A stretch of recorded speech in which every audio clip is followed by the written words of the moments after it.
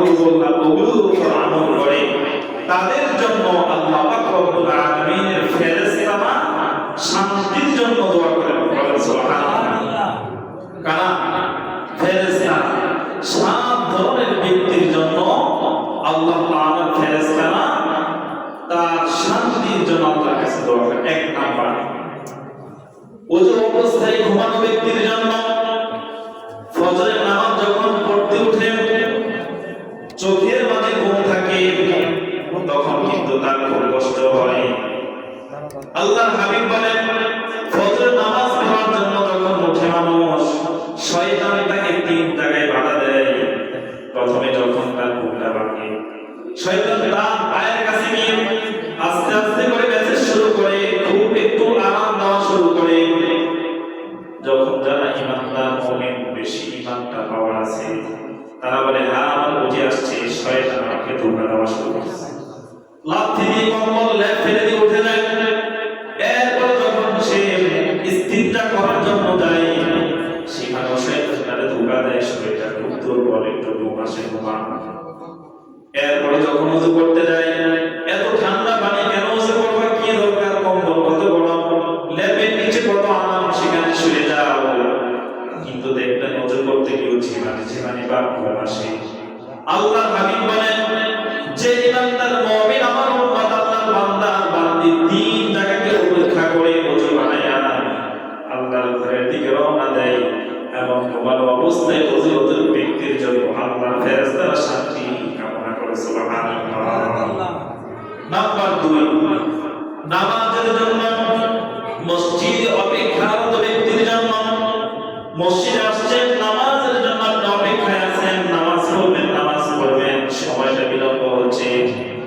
আল্লাহ হাবিব বলেন নামাজের জন্য যতক্ষণ যাবত তুমি এই মসজিদের মধ্যে বসে থাকবা, নামাজ পড়লে যে পরিমাণ সওয়াব তোমাকে দেওয়া হবে, নামাজের জন্য অপেক্ষা করলে সেই পরিমাণ সওয়াব আল্লাহ তোমার আমলনামায় দিয়ে দিবেন। সুবহানাল্লাহ। নাম্বার 3, প্রথম কাতারে যারা নামাজ আদায় করে, প্রথম কাতারে মুসল্লিদের জন্য আল্লাহ ফেরেশতারা শান্তির দোয়া করেন। সুবহানাল্লাহ। কিন্তু সামনের কাতারে আসতে যায় না, দায়িত্ব আনা যায় না, পিছনে ডানে বামে বসে থাকলে সামনে আসে না। আল্লাহর হাবিব বলেন না, সামনের কাতারে আসো, আল্লাহ তোমার শান্তির জন্য দোয়া করবে কি ফেরেশতারা। নাম্বার 5, রোগী পরিদর্শন করা, কোনো মানুষ অসুস্থ তাকে দেখতে যান, আপনি যদি কোনো অসুস্থ মানুষকে দেখতে যান, তার জন্য আপনি দোয়া করবেন। আল্লাহর হাবিব বলেন তোমার জন্য দোয়া করবে ফেরেশতারা। সুবহানাল্লাহ। নাম্বার 6, মুসলিম ভাইয়ের জন্য দোয়া করা, শুধু আমার জন্য না, সবার জন্য। আমি যখন দোয়া করি ফেরেশতারা আমার জন্য দোয়া করে। আমার দোয়াটা কবুল হতে পারে না হতে পারে, কিন্তু আল্লাহর হাবিব বলেন ফেরেশতারা যখন তোমার জন্য দোয়া করে, সুনিশ্চিত সেই দোয়াটা তোমার জন্য আল্লাহ কবুল করে ফেলেন। সুবহানাল্লাহ। নাম্বার 7, কল্যাণের পথে দানকারী ব্যক্তির জন্য, যারা কল্যাণের পথে দান করে, ভালো কাজে দান করে, এই দানের বিষয়ে আল্লাহ হাবিব সাল্লাল্লাহু আলাইহি ওয়াসাল্লাম বলেন, হাদিসে এসেছে রাসূল সাল্লাল্লাহু আলাইহি ওয়াসাল্লাম বলেন শুক্রবার কবরবাসীদের জন্য সবচেয়ে একটি আনন্দের দিন। শুক্রবার কবরবাসীদের জন্য সবচেয়ে বড় একটি আনন্দের দিন।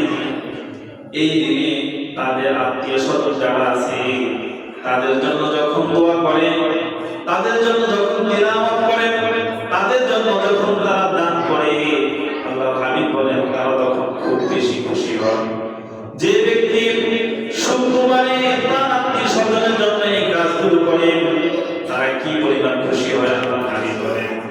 একটা জমি পানির অভাবে এতটা শুকিয়ে চৌচির হয়ে গেছে, ফেটে চৌচির হয়ে গেছে, হঠাৎ করে যদি বৃষ্টি হয়, সেই জমি যখন বৃষ্টি পায়, ওই জমিটা যতটা সজীব হয়, খুশি হয়। শুক্রবার দিনে যদি কোনো আত্মীয়-স্বজন তার মরে যাওয়া ভাই বোন, মা বাবা, আত্মীয়-স্বজনের জন্য নামাজ পড়ে, দোয়া করে, দান করে, তারাও সেই পরিমাণ খুশি হয়ে যায়। সুবহানাল্লাহ। আল্লাহ রাসূলের এক সাহাবী তার মরে যাওয়া এক ভাইকে স্বপ্নে দেখলেন। দেখার পরে তাকে জিজ্ঞেস করলেন, ভাই তুমি কেমন আছো? আল্লাহর হাবিবের সাহাবী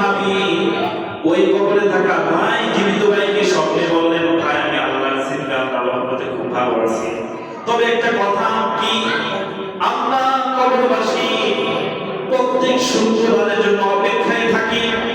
ভাই জিজ্ঞাসা করলেন, কেন তোমরা শুক্রবারের দিনে অপেক্ষায় থাকো? তখন ওই বলে যাওয়া কবরে থাকা ভাই বললেন, ওরে আমার ভাই, যেদিন শুক্রবার হয় সেদিন আল্লাহ পাক রব্বুল আলামিন আমাদের কবরের অন্ধকার দূর করে দেন। সুবহানাল্লাহ। আর যখন আমাদের আত্মীয়-স্বজন আমাদের জন্য নামাজ পড়ে, আমাদের জন্য দোয়া করে, আমাদের জন্য দান করে, আল্লাহ পাক রব্বুল আলামিন আমাদের কবরের মাঝে এই পরিমাণ আলো ছড়িয়ে দেন যা দুনিয়ার সূর্য আমাকে হার মানিয়ে দেয়। সুবহানাল্লাহ। তাহলে আল্লাহ হাবিব সাল্লাল্লাহু আলাইহি ওয়াসাল্লাম বললেন, যদি শুক্রবার দিন কোন সন্তান মা বাবার জন্য কি করে নামাজ পড়ে, দোয়া করে, দান করে, এগুলোর বদলতে আল্লাহ পাক রব্বুল আলামিন তার কবরে থাকা মা বাবা ভাই বোন আত্মীয় স্বজন খুব খুশি হয়। আর এগুলোর জন্য দীর্ঘ এক সপ্তাহ তারা অপেক্ষায় থাকে। আর এগুলো যখন করে তাদের কবরের অন্ধকার আল্লাহ দূর করে দেন। দুনিয়ার সূর্যের আলো যেটা আলো, এতটা আলো যেটা দুনিয়ার সূর্যের আলোকে হার মানিয়ে দেয়। সুবহানাল্লাহ। তা আপনার আমার মা বাবা ভাই বোন আত্মীয় স্বজন এরকম অনেকেই তো কবরে আছে না? অনেকেই কবরে। এদের রেখে যাওয়া বাড়ি ঘর অর্থ সম্পদ এগুলোই কিন্তু আমরা ভোগ করতেছি। এগুলো থেকে একটু একটু একটু একটু আমরা আজকে এত বড় করছি, কিন্তু মূল শত্রু কিন্তু তাদের থেকে, তাদের রেখে যাওয়া জিনিস থেকে আমাদের বেড়ে ওঠা, তাদের রেখে যাওয়া জিনিস থেকে আমাদের বড় হওয়া। তো তাদের এই রেখে যাওয়া জিনিস থেকে যদি তাদের জন্য আমরা ব্যয় করি, এতে খুশি হবেন কে? আল্লাহ। এতে খুশি হবেন কে? তারা। এজন্য আল্লাহ হাবিবের এক সাহাবী একদিন আল্লাহ রাসূল সাল্লাল্লাহু আলাইহি সাল্লামকে বলেন, আল্লাহ রাসূল অভ্যাস ছিল একদিন ফজরের নামাজ পড়ার পর আল্লাহ রাসূল মুসল্লিদের দিকে ফিরে বসতেন। বসার পর কে রাতে কি দেখছে স্বপ্নে এগুলো শুনতেন। যে একদিন এবং আল্লাহ রাসূল সাল্লাল্লাহু আলাইহি ওয়াসাল্লাম ফজরের নামাজ পড়ে অতীতের ন্যায় ওই দিনও মুসল্লিদের দিকে মুখ করে আল্লাহ রাসূল বসলেন। বসার পরে জিজ্ঞাসা শুরু করলেন, কে কি দেখছো বলো? এক সাহাবী বললেন, ইয়া রাসূলুল্লাহ, ইয়া হাবিবাল্লাহ, তাহাজ্জুদের নামাজ পড়ার জন্য রাতে আমি উঠেছি। ওঠার পরে যখন আমি ওযু বানাইতে গেলাম, ওই জান্নাতুল বাকি মসজিদ নববী থেকে একটু সামনে তাকাইলে দেখা যায় সেই কবরস্থানে অনেকগুলো মানুষ কবর থেকে উঠে আসছে। সাদা দবদবে পরিহিত কাপড়, অনেকে খুব হাস্যোজ্জ্বল চেহারা নিয়ে কি জানি গোসপেতে কবরের ভিতরে ঢুকে যায়। অনেক মানুষ এইভাবে গোসপেতে বসে বসে কান্না করতেছে, তাদের চেহারাগুলো অনেক মনে। আমি হাস্যোজ্জ্বল চেহারা কি জানি নিয়ে যাই, আর যারা বসে বসে কান্না করে তাদের মুখগুলো খুব মনে। এগুলো পার্থক্য করতে পারি নাই, তার রহস্যকে আপনি বলেন। আল্লাহ হাবিব সাল্লাল্লাহু আলাইহি ওয়াসাল্লাম বললেন, এই পৃথিবীতে যারা এক সন্তান রেখে গেছে, অর্থ সম্পদ রেখে গেছে, তাদের রেখে যাওয়া এক সন্তান অথবা অর্থ সম্পদ থেকে যখন তারা দান সাদাকা করে, তার সওয়াবগুলো তার পিতামাতা আত্মীয় স্বজন এইভাবে হাস্যোজ্জ্বল চেহারা নিয়ে কুস পেতে তারা আনন্দে কবরের ভিতরে ঢুকে যায়। আর যারা কান্না করতেছে মলিন চেহারা নিয়ে সেখানে বসে আছে, আর হতই হতভাগা মা বাবা আত্মীয় স্বজন রেখে যাওয়া অর্থ সম্পদ দান করে না, সন্তান অনেক আমল করে না, এরা হলো এই সমস্ত গাড়িয়ার। আল্লাহ হাবিবের সাহাবী চিৎকার করে বললেন, ইয়া রাসূলুল্লাহ, আল্লাহ যাতে এমন অর্থ সম্পদ না দেয়, এমন সন্তান না দেয় যেগুলো আমি পরে যাওয়ার পরে আমার ওই কবরের জন্য সদকা জারিয়া হবে না। তাহলে দোয়া করলেন কি, আমার রেখে যাওয়া অর্থ সম্পদ সন্তান আমি মরার পরেও যাতে আমার জন্য সদকা হিসেবে থাকে।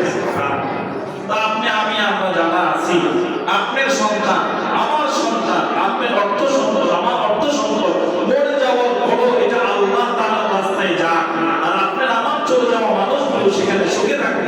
আমরা চাই না? আমরা চাই না এটা?